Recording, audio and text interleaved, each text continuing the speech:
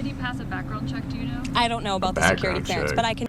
We had a background check. I mean, the motherfucker is the most famous person in the world. I think anything that could be found out about this guy is public.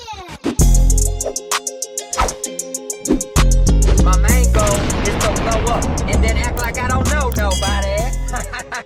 On Elon Musk as well as President Trump. But I do want to go right outside of the White House right now. We do have Caroline Levitt speaking just to the media right now. Let's listen in. The illegal surge of deadly drugs and of human beings that we have seen trafficked over the southern border and the northern border, hence the tariffs on Canada. And so the president is making it very clear to both Canada and Mexico that the United States is no longer going to be a dumping ground for illegal deadly drugs and illegal human beings. And you saw President Sheinbaum already conceding and putting 10,000 troops, permanent troops, I would add, not temporary, Mexican soldiers on the southern border to deter some of that illegal migration. So I just don't see Mexican guards doing that much, especially whenever cartel members are already shooting at our border agents. Like, I just don't think that it really is going to do much. I mean, it is, I guess it's thought counts, which is something, but I don't know. I mean, Trump said that he's going to be negotiating and shit, so, I mean, the deal ain't done, and this is more, I guess, kind of like the initial offer, so I guess that's shouldn't be looked in too deep, but I just don't think 10,000 guards is going to do much, especially whenever you got to think about they can't do it 24/7, so they have to have shifts, so it's probably just like a fucking first through third shift work, so that means you'd have to have 3 people at least to cover one part of the border, so that means that you got 33,000 or 3,300 troops down the border that you can put all across the fucking border. I mean, the border's long as shit. I mean, I don't think that you can have them all spaced out enough to where they can see what the fuck's going on. I mean, I know they got technology and shit, but I don't know. I just don't think 10,000 troops is going to do all too much whenever it comes to preventing the cartel from coming across the border. The president will continue to have these negotiations. I won't get ahead of him. He's also going to make sure that Secretary Bessent, soon to be Secretary Lutnick, and Secretary Rubio are deeply involved in these negotiations as well. Steve. Can't hear him. Sure. Well, he said in the Oval Office it'll happen in the next couple of days. I don't have a schedule yet, but I can check with NSC and let you guys know. And we'll obviously provide a readout of that call either via White House statement like we do or via Truth Social like we do sometimes as well. Caitlin. Confirm that Elon Musk is a special government employee. Yes. What kind of security clearance does he have? I can confirm he's a special government employee. I can also confirm that he has abided by all applicable federal laws. As for his security clearance, I'm not sure, but I can check back with you. Did he pass a background check, do you know? I don't know about the security clearance, but I can check. Do you know about We had a background check. I mean, the motherfucker is the most famous person in the world. I think anything that could be found out about this guy is public. I mean, not even that. Like, he has government contracts with his SpaceX company, and I've heard him say something about how they deal with like nuclear fusion or something that's like really fucking, that you have to have like real high credentials to have. If he already has that clearance for that, I don't see why the fuck he can't have clearance to go through just to follow the money of what's being spent and shit. I mean, I'm pretty sure that's pretty much all that he's looking into is where the money's going and what it's being spent on. anyone who's on his team that was at USAID this weekend or at Treasury Department, whether they also have security clearances? I don't know, but I can check on that for you. Sure. I want to ask about the hostage deal. We saw people coming out of Gaza alive because Trump managed to get this deal done. Yeah, that's right. And it was very emotional for people in Israel. Prime Minister Netanyahu is coming here tomorrow. He might not want to go through with the second phase of the deal. What do you think President Trump would like to happen? Well, I'm not so sure that's true. The ceasefire was extended because of the work of President Trump and his presidential envoy, Steve Witkoff, who has proven to be an incredibly effective negotiator. And the president and this entire administration are committed to having all of the hostages come home. And as you've seen, his team is working very, very hard to do that. We already saw one American hostage coming back home, and another that's one right. will be back home soon. Yes, we hope so. Caroline. Sure. Carolyn, the president's a keen watcher of the financial markets. How much did Wall Street's fall this morning have an impact on his decision in regards to the Mexico tariff decision? It had no decision. What impacted the delay on the tariffs was the president of Mexico committing to putting 10,000 permanent soldiers on the U.S.-Mexican border. The president cares about American lives. And as I just said on television, there's a lot of talk about the markets. There's a lot of talk about, the cost of goods. This administration is wholeheartedly committed to bringing down the cost of living in this country. You see that through deregulation, through the energy actions this president has taken, and also through his commitment to cutting taxes. But when it comes to the cost of an American life, I think for those of us who have children, there's not enough money in the world to bring back the lives that have been lost because of the illegal drug and border crisis. And the president is committed to ensuring that Canada and Mexico and China understand that the United States is not going to be a dumping ground for illegal fentanyl that is killing young people in this country. It's the leading cause of death amongst those aged 18 to 34. And that's the president's #1 priority, is protecting American lives. And the death toll is obviously the worst about it, but there's so many other factors to it. Like, imagine all the fucking families that were destroyed because of addiction. I had a homie that my brother that I didn't fucking talk to for about 4 or 5 years just because he was so strung out on that shit. And thank God he's finally got rehab and he's been off of it for like 1.5 years, I think now, almost 2. But just imagine all the fucking destruction that shit's caused, not on families and friends and people's personally how they deal with it and the shit that they have to go through for the rest of their lives because of fentanyl. And it's not even just because of the border. I mean, fucking hospitals and shit, they prescribe that shit, which is insane to me that they can do that. I'm glad that we're focusing on the border, but I can't wait for RFK Jr. Did he get accepted? Yeah, I don't know if he got accepted yet or not, but hopefully he did, and hopefully then he can start taking steps to fucking fuck with these pharmaceutical companies, man. That's the biggest, to me, that's the biggest problem in America is pharmaceutical companies, because it's like a wolf in sheep's clothing. Obviously fentanyl is fucking bad, obviously fucking crime is fucking bad, obviously all that shit's bad, but it's known as being bad. The pharmaceutical company is just like a fucking Trojan horse. It's just sneaking in and just fucking people up. Can you talk more about the first call that President Trump had with Prime Minister Trudeau this morning? What were some areas for potential negotiations? My fault. I don't mean to keep pausing. I'll go back to listen to what that question was. But that's another thing is, both Canada and Mexico both try to put up this fucking strong front, and then they both caved in within days.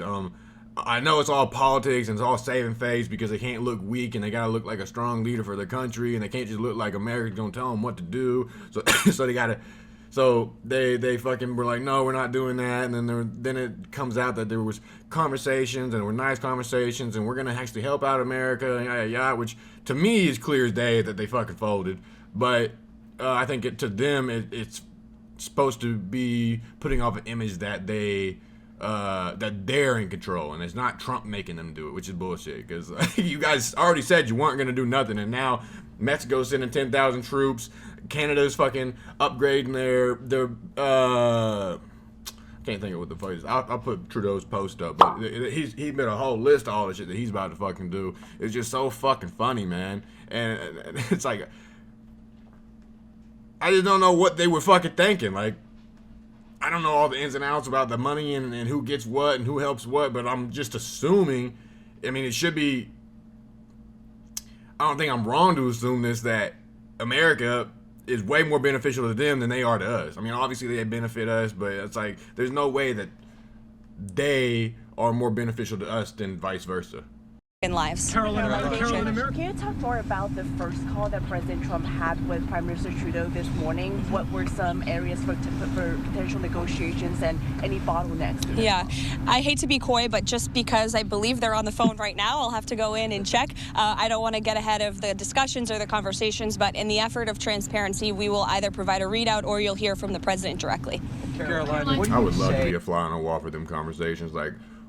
How do they talk whenever they're off the record? There has to be just so, I wouldn't say upfront, but definitely more upfront than how they are whenever they're in front of a camera. I just don't see it going with how Trudeau puts up this fucking image that there's nothing wrong and that this and that to Trump, whenever Trump can just call him on his bullshit to his face. or like I just don't think I don't think behind closed doors that they would put on that political persona to where they're trying to fucking pretend everything's okay and nothing's wrong and that people who oppose them are fucking liars, and I just don't think that they would do that. Which is probably why they actually getting shit done. Trump's probably like, no, you guys got this and this and this, and Trudeau's like, yeah, I know, and I just don't know what to do about it, and then they're probably coming to the terms on negotiating. And I just don't see how Trudeau can go from there's not a fucking problem at the border to all right, well, I'm gonna send all this fucking extra backup to the border. To Americans who understand the president's negotiating strategy and understand the goals that he's trying to achieve with tariffs, but are worried they're going to get caught in the middle of this and feel the pain, potentially in the short term or even long term? Well, they won't get caught in the middle if they just comply with what the United States is asking for, which are very simple measures to work with us when it comes to border security, to cooperate with the repatriation of their nation's citizens. You saw President Trump effectively utilize tariffs when he was negotiating with Colombia last weekend as well. Ultimately, they conceded and agreed to the deportation flights that many of them have landed in the last week. Trump's fucking on a roll. The same oath that you and other senior advisors to the president took about adhering to the Constitution, following the law. Do you know if he took that oath? I don't know the answer to that question, but like I told Caitlin, I can get back to you guys on that. And do you know what expertise he has in the areas of global health or humanitarian aid to be able to assess what's happening in USAID? Well, first of all, Elon Musk is a once-in-a-generation business leader. He is an entrepreneur. He serves as a great ally and a friend to the president. And I think Elon Musk also has a little bit of common sense. And I think the American people really appreciate that when it comes to the federal government, because it seems like all common sense has been lost in this city. And that's what you see when you look at USAID. I know Secretary Rubio made some comments about how he will be acting as the director over that agency. And here's the reason why Elon Musk and others have been taking a look. Because if you look at the waste and abuse that has run through USAID over the past several years, these are some of the insane priorities that organization has been spending money on. $1.5 million to advance DEI in Serbia's workplaces, $70,000 for a production of a DEI musical in Ireland. Serbia? What the fuck kind of... I didn't even think Serbia had that much of an ethnic population. I thought they were all damn near just fucking pale-ass white people. Places, $70,000 for a production of a DEI musical in Ireland, $47,000 for a transgender opera in Colombia, $32,000 for a transgender comic book in Peru. Well, what the fuck they gonna read if there ain't a transgender comic book? They gotta have fucking something. I don't know about you, but as an American taxpayer, I don't want my dollars going towards this crap, and I know the American people don't either, and that's exactly what Elon Musk has been tasked by President Trump to do, to get the fraud, waste, and abuse out of our federal government. Thank you, guys. Does USAID stand for, like, United States Aid, or is it United States of America ID? Because if it's United States Aid, ain't none of that shit helping us. Not one thing that they just fucking named is helping us at all. But Caroline Levitt speaking right outside of the White House here. This is as right now President Trump is speaking to Justin Trudeau on the phone, and she says that there will either be a readout of that call or possibly even an update from President Trump via his Truth Social, or maybe we'll even hear from him from the Oval Office like we did a little bit earlier today as well. We do have coming up in just a little bit, right after this call, President Trump is welcoming the NHL champions, Florida Panthers, to the White House. So we'll be keeping an eye on that lot. If you were to stereotype how conspiracy theorists look, it would look like that guy. Fucking Uncle Trump's coming in the White House getting shit done. And I'm fucking so hyped about all this shit, dog. Like, it's about time. It's like, it's reviving the patriotism that I used to fucking have when I was a kid. Like, when I was a kid, I used to fucking think America was so great. I used to want to go to war just to feel like I had a purpose in life. I mean, in hindsight now, I'm glad that I didn't, because I was like Afghanistan, and I wanted to win then. 18. When I turned 18, it was fucking 2016. I don't know where we was at in 2016. I don't think we was... Oh, probably Iraq. And, I mean, you see how that went. All them motherfuckers died for no reason, just for Biden to fucking withdraw, bring all the troops home, and leave all the fucking military equipment. So now, instead of these motherfucking motherfuckers just having AKs and submachine guns. They got jets and tanks. Like, fucking literally, if anything, we benefited them.